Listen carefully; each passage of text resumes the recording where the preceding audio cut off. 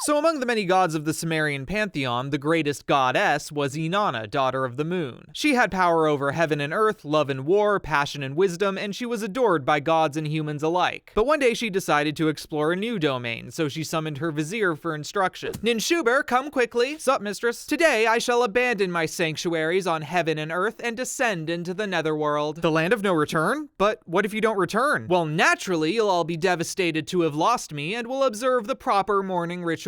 Lamentation, debasement, self-mutilation, like all loyal subjects. But it shouldn't come to that, not as long as I have my 7 magical items to protect me. And worst case, you can go to my fathers, the 3 greatest Anunnaki gods, for help. Surely they'll do anything to rescue their favorite daughter. Anyway, I'm off. Make sure everyone's sad till I return safely. So then Inanna went to the first gate of the Netherworld.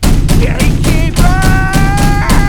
Whoa, hey, who are you? What's going on? Finally, I am Inanna, Queen of Heaven, and I request passage into the realm of my elder sister, Ereshkigal. I wish to, pay my respects to her poor late husband, the Bull of Heaven. It's too bad that Gilgamesh decided to kill him. I don't even know why they started fighting. Anyway, open up. Hold on for a moment, please. And Nettie the Gatekeeper went to Ereshkigal, Queen of the Netherworld, and informed her of her visitor. The queen was immediately suspicious of her sister's intentions, so she formed a plan to deprive Inanna of her powers and sent Nettie back with special instructions.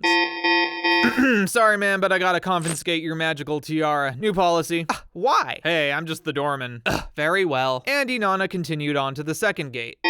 I have to take your, beaded necklace. Yep, these are definitely not regulation. How many more gates are there? By the time Inanna made it through all 7 gates of the Netherworld, she was completely stripped of her protective powers, and everything else for that matter. Nevertheless, she came before Ereshkigal and audaciously attempted to sit on her throne. But just then, the 7 judges of the Netherworld surrounded the goddess and struck her dead with their cries of fury.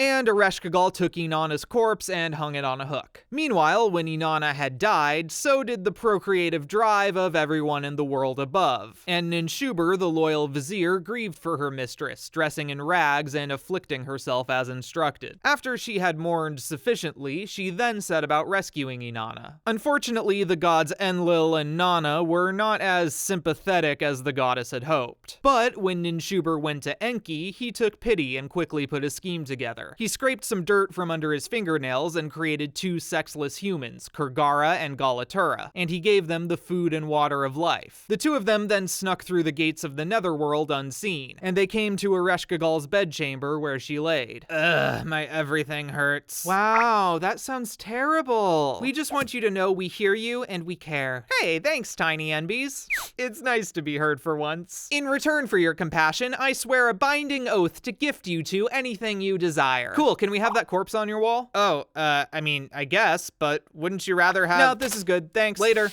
They then sprinkled the food and water of life over Inanna's body, and the goddess was revived. But as she was making her way back into the world above, a horde of demons came and surrounded her.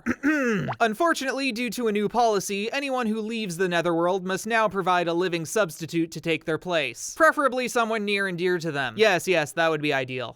Meanwhile, Ereshkigal sent one of her servants to the city of Uruk, where Inanna's husband Dumuzi ruled as king. And they replaced his mourning garments with a luxurious robe, put a flute in his hand, and brought out some ladies for him to party with. Meanwhile, as Inanna made her way home, the demons continued to press her for a substitute. How about your vizier? No, it looks like she's gotten everyone to mourn my death like I commanded, and I don't want to punish such a loyal servant. Oh, and I guess she also helped save my life too. What about that guy? That is my hairdresser. I am not trusting anyone else with these curls. Okay, well then, what about your husband over there? Ladies, please, I only play a little flute. All right, here's the hymn-to-me call. And so Dumuzi was chosen as his wife's replacement. But when the demons came upon him, he cried out to his brother-in-law, Utu, god of the sun, for help. He changed Dumuzi into a snake, allowing him to slip away, but the demons chased after him. After a while, Inanna started to miss her husband and wished to rescue him from his pursuers, if only she knew where he'd run off to. And then a fly came and spoke to her. Hey, I can tell you where Dumuzi is, but it's gonna cost ya. I can get you free entry into all of the beer taverns. Hell yeah, that's a deal. deal. And so Inanna came to where Dumuzi was hiding from the demons. Everyone, stop this nonsense. I've found a solution. My substitute Dumuzi will be substituted with his sister, Gesht Inanna. He will? That can't be allowed. Is that allowed? Tell you what. Gesht Inanna can take Dumuzi's place for half of each year, then they'll swap for the other half and rinse and repeat for all eternity.